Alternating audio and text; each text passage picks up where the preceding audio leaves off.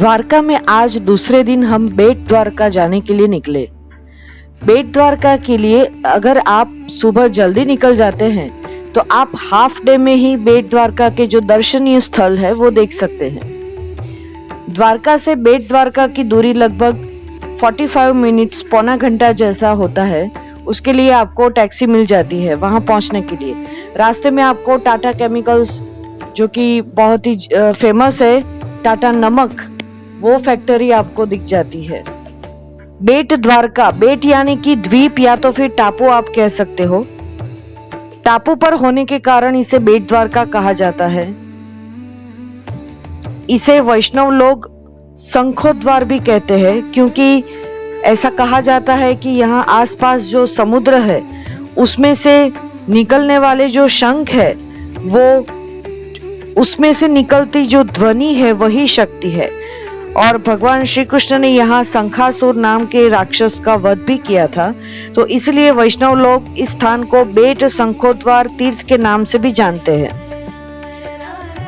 बेट द्वारका के भगवान द्वारकाधीश शंख नारायण के रूप में भी पूजे जाते हैं। यहाँ द्वारका से बेट द्वारका तक जाने के लिए पहले के समय में तो बोट से जाना पड़ता था, लेकिन अभी रिसेंटली वहां पर सुदर्शन सेतु बना हुआ है, तो उस पर से पास होके उस साइड हम जा सकते हैं।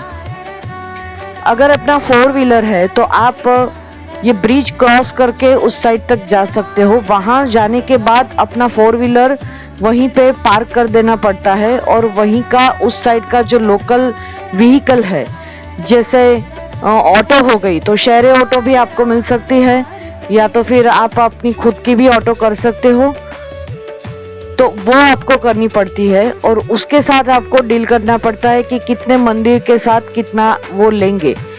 तो सब वहां पर जैसे ब्रिज खत्म होते हैं आपको खड़े हुए मिलेंगे, तो जैसे हम ब्रिज क्रॉस करेंगे तो वहां का आपको वहां जाके फिर बताते हैं।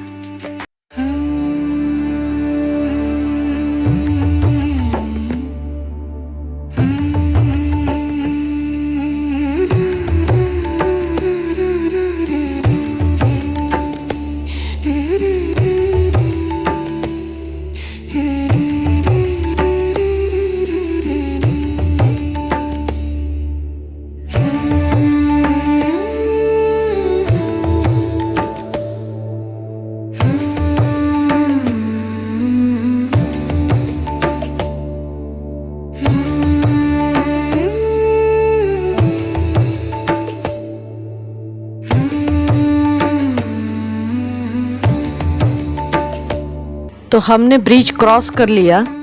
अब बेट द्वारका आने के बाद ये देखिए हमने हमारा 4 व्हीलर पार्क कर लिया है।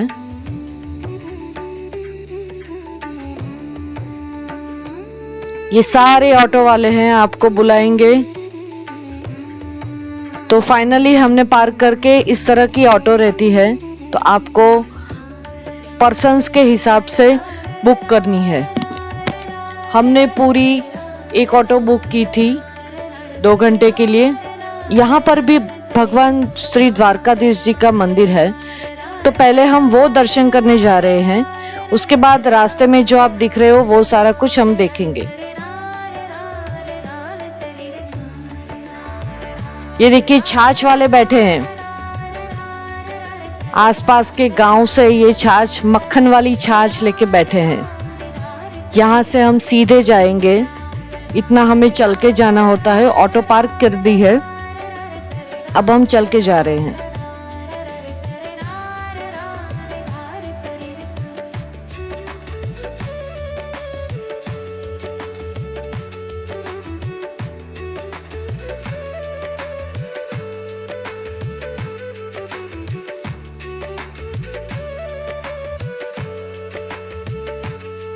यहाँ पर भी लॉकर की सुविधा है। इस तरह से प्राइवेट लॉकर है जहां पर आप अपना सामान रख सकते हो। मोबाइल वगैरह अंदर अलाउड नहीं है, तो आप अपना मोबाइल यहाँ पर रख सकते हो, जिसकी प्राइस 50 रुपया लॉकर की है।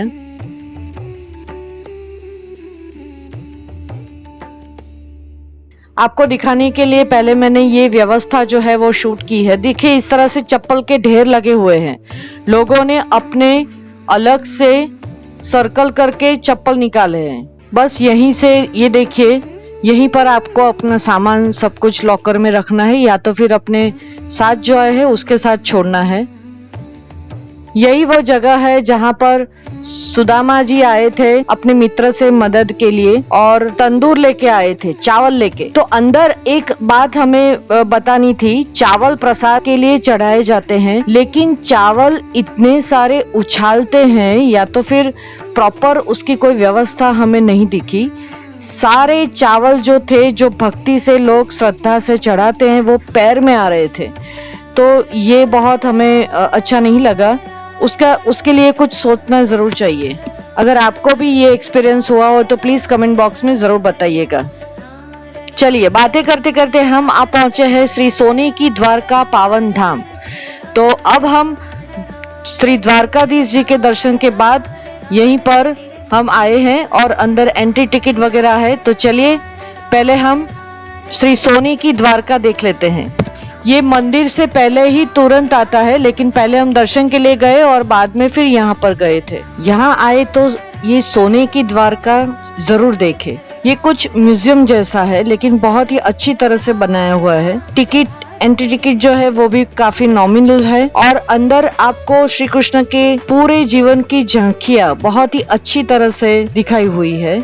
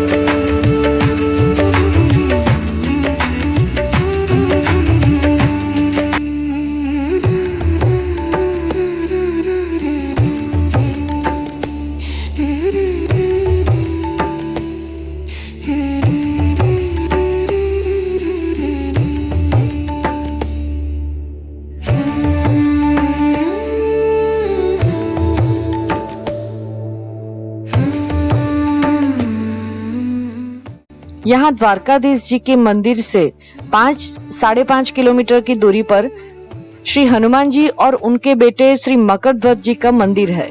तो अब हम वहीं पर जा रहे हैं और आप सुनिए उसके पीछे जो पौराणिक कथा है उसका महत्व। यहाँ अति प्राचीन त्रेता युग का हनुमान जी और उनके पुत्र मकरध्वज जी का मंदिर है, जो कि पूरे विश्व में एक ही है। इसके पीछे पौराणिक कथा है कि हनुमान जी जब लंका दहन करके लौट रहे थे तो अपनी पूंछ की आग बुझाने के लिए समुद्र के जल में गए थे। उस वक्त हनुमान जी के पसीने की बूंदे समुद्र में गिरी और वो बूंदे मकरी नाम की मगरमच्छ ने ग्रहण कर ली, तो उनके प्रभाव से हनुमान जी के पुत्र मकरध्वज जी का जन्म हुआ। लेकिन पिता पुत्र एक दूसरे को जानते नहीं थे। रामायण काल में अहिरावण और बहिरावण दो मायावी राक्षस ने भगवान श्री राम और लक्ष्मण जी को बंदी बनाकर बलि देने के लिए पाताल ले गए। तब हनुमान जी उनकी खोज में इस स्थल पर पहुँचे जहाँ द्वारपाल के रूप में उन्हीं के बेटे मकरध्वज जी खड़े थे। पिता पुत्र के बीच भीषण युद्ध हुआ। हनुमान जी सोचने लगे कि मेरे प्रहार से कोई उठ नहीं सकता है, तो ये महाबली कौन है। फिर वहाँ माता मकरी आ गई और हनुमान जी को मकरध्वज के जन्म का सत्य बताया। तब पिता पुत्र का मिलन हुआ। वो स्थल यही स्थल माना जाता है। सत्य जानने के बाद मकरध्वज जी हनुमान जी के शरण में चले गए, उनकी सहायता की। अहिरावण राक्षस को महामाया का वरदान था। उसने 5 दीपक अलग अलग दिशाओं में प्रज्वलित करके रखे थे। उसे एक साथ बुझाए तो ही मृत्यु संभव थी। हनुमान जी ने पाताल में जाकर पंचमुखी स्वरूप धारण किया और 5 मुखों से दीपक बुझाए और राक्षस का संहार किया। श्री राम जी लक्ष्मण जी को मुक्त करवा के यहीं वापस लाए थे। श्री दांडी वाले हनुमान जी की ये जो मंदिर है उसकी कुछ विशेषताएं हैं। यहाँ हनुमान जी छोटे हैं, मकरध्वज जी बड़े हैं। उसके पीछे ऐसी दंत कथा है कि कलयुग के दुष्प्रभाव से के कारण हनुमान जी धीरे धीरे पाताल में जा रहे हैं और मकरध्वज जी पाताल से बाहर आ रहे हैं। ऐसी मान्यता है कि जब हनुमान जी की ये पूरी मूर्ति पाताल में चली जाएगी तब कलयुग समाप्त हो जाएगा। सभी मंदिरों में हनुमान जी के पास शस्त्र के रूप में गदा होती है, लेकिन यहाँ पर उसके पास मुग्दर का दंड है। ऐसा कहा जाता है कि पिता पुत्र का जो युद्ध हुआ था वो मुग्दर के दंड से ही हुआ था। दंड के होने के कारण यह दांडी वाले हनुमान जी भी कहलाते हैं। तीसरा है कि यहाँ हनुमान जी का मुखारविंद आप देखोगे तो मानव स्वरूप में है। सभी मंदिरों में हनुमान जी वानर स्वरूप में विराजमान होते हैं, लेकिन यहाँ उनका प्राकट्य मानव स्वरूप में हुआ है। हनुमान जी और मकरध्वज जी की यह मूर्तियाँ स्वयंभू मानी जाती है। और दूसरी एक बात यह है कि मंदिर के पीछे की ओर पिछले 30 सालों से 365 दिन निःशुल्क भंडारा चलता है। हमने भी वहाँ भोजन किया। वहाँ रहने की और भोजन की सुंदर व्यवस्था है। कोई भी यात्री अगर रुकना चाहे तो यहाँ पर रुक सकता है। तो बेट द्वारका की हमारी ये जो हाफ डे टूर थी वो यहीं पर समाप्त होती है। अब हम वापस जा रहे हैं और शाम को हम पहुंचने की कोशिश करते हैं शिवराजपुर बीच। तो चलिए नेक्स्ट एपिसोड देखना मत भूलिएगा और ये एपिसोड आपको कैसा लगा वो भी कमेंट बॉक्स में जरूर बताइए। तब तक के लिए जय द्वारकाधीश।